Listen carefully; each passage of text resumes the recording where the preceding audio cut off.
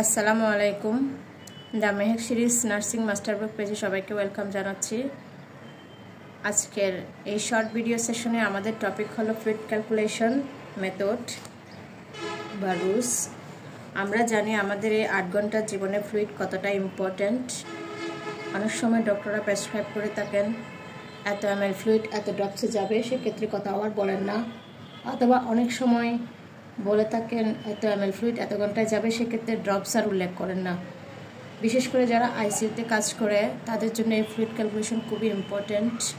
Fluid কম বা বেশি হলে কী হতে পারে সেটা আমরা সবাই জানি। এই ফ্লুইড ক্যালকুলেশন আমরা সবাই পারি, সবাই পারার পরও অনেক সময় আমরা কনফিউজ থাকি। আজকের এই ভিডিওটা দেখলে আপনার সেই কনফিউশন দূর হয়ে যাবে। আসেন আমরা শুরু করি।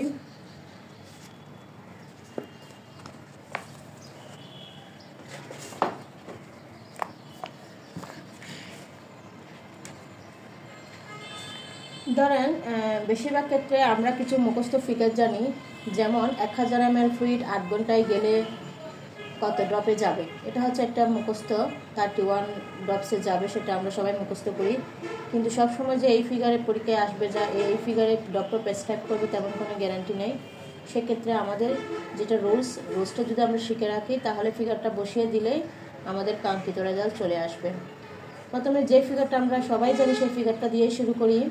ধরেন কারো 1000 ml normal saline over 80 hours যাবে, ড্রপ ফ্যাক্টর দেওয়া আছে 15।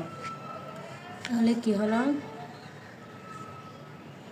1000 ml NS কতক্ষণে যাবে? 8 আওয়ার্সে যাবে। 8 আওয়ার্সে যাবে, তাহলে ড্রপ কত ড্রপে যাবে। এখানে একটা বিষয় হলো ড্রপ ফ্যাক্টর। সাধারণত ড্রপ ফ্যাক্টর অনেক ক্ষেত্রে 15 ধরে, আবার অনেক ক্ষেত্রে 20 ধরে, আবার যদি মাইক্রোবুলেট সেট হয় সেক্ষেত্রে এটা 60 ধরে। এখন এই ড্রপ ফ্যাক্টর উল্লেখ করা থাকে 15 নাকি 20। কিছু যদি ড্রপ ফ্যাক্টর উল্লেখ না থাকে তখন আমরা 15 ধরে করব। কিছু ক্ষেত্রে অবশ্য অনেকে 20 ধরেও করে, কিন্তু আমরা 15 ধরে আজকে করব। এখন প্রথমে আমাদেরকে জানতে হবে এই ফ্লুইড ক্যালকুলেশনের সূত্রটা আসলে কি।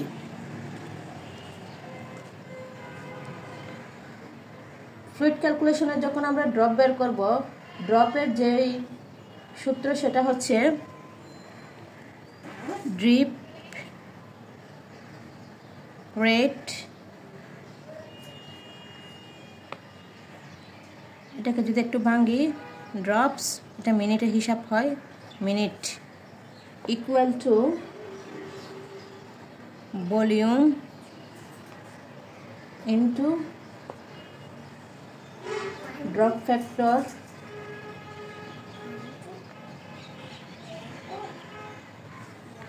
ডিভাইডেড বাই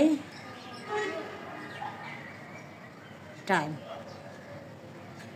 এখন এটা সূত্র আমরা সবাই জানি। এখানে কিছু সূক্ষ্ম বিষয় আছে, যেমন যখন ভলিউম আসবে, ভলিউম মানে কি, সেটা পরিমাণ, সেটা লিটারে হইতে পারে, গ্যালনে হইতে পারে, বা আদার্স যা কিছু আছে। কিন্তু আমরা যখন সূত্রের মধ্যে কাজ করব তখন সেটা হয়ে যাবে ml। ড্রপ ফ্যাক্টর কি দেওয়া আছে? 15। আচ্ছা, সেটা আমরা এখন লিখছি না, ড্রপ ফ্যাক্টর। তারপর হচ্ছে টাইমের মধ্যে এটা কিভাবে হিসাব করব? টাইম তো এখানে দেওয়া আছে আওয়ার্স, কিন্তু সূত্রের মধ্যে সেটা চলে যাবে মিনিট।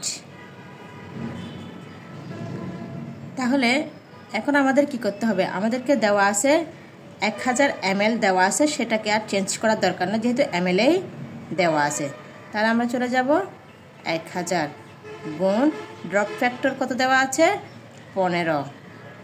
এখন টাইমটা কত? 8 আওয়ার্স, কিন্তু আমাদের সূত্র বলছে মিনিট। তখন আমরা কি করব? 8টাকে মিনিটে নিয়ে আসব। এদিকে আমরা একটু 8 ঘন্টাকে মিনিটে নিয়ে আসি। 60 দিয়ে যদি আমরা গুণ করি, 6 8 48, 480 মিনিট। 480 মিনিট। এই জিনিসটার মধ্যে দুনিয়ার যত যা কিছু আছে এই জিনিসটার মধ্যে এটা বুঝতে হবে। এটা ml এ, এটা হলো কিন্তু মিনিটে। এখন আপনি যদি এটা লিটারে বা গ্যালনে, এটা যদি আপনি সময় ঘন্টা বা সেকেন্ডে ধরেন হবে না, এটা সূত্রে মিনিটে দেওয়া আছে। যদি এখানে আওয়ার্স দেওয়া থাকে সেটাকে আগে মিনিটে ট্রান্সফার করে নিতে হবে। এরপর যখন করবেন এরপর ইজিলি এটা চলে আসবে।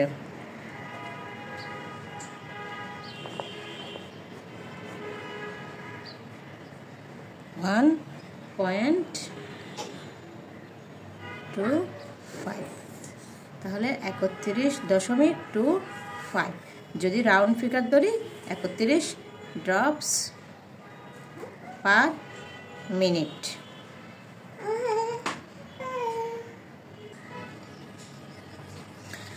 এখন আমরা অন্য একটা ফিগারে আসি। ধরেন 1000 ml ফ্লুইড 6 ঘন্টায় গেলে তাহলে এটা পার মিনিটে ড্রপ কত যাবে। হ্যাঁ, এখানে ধরেন ড্রপ ফ্যাক্টর দেওয়াই আছে।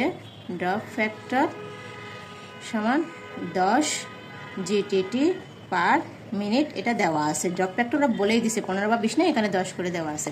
তাহলে এখন আমাদেরকে ড্রপ পার মিনিটে কত যাবে সেটা বের করতে হবে।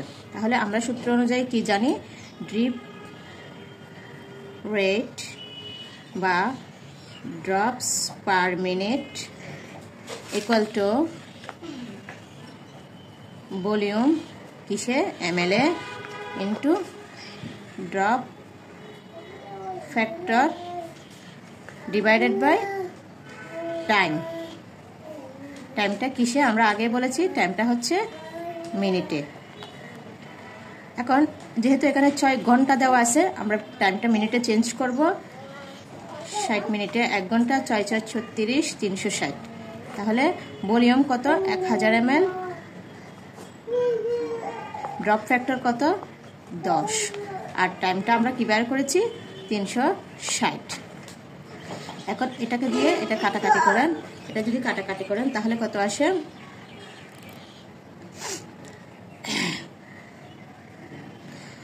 100 মধ্যে যাবে 2, 7.7, তাহলে 27.7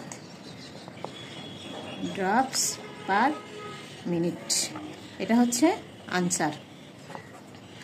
এখন এটা হচ্ছে বড়দের জন্য, অনেক সময় কিন্তু উল্লেখ করা থাকে যে মাইক্রো।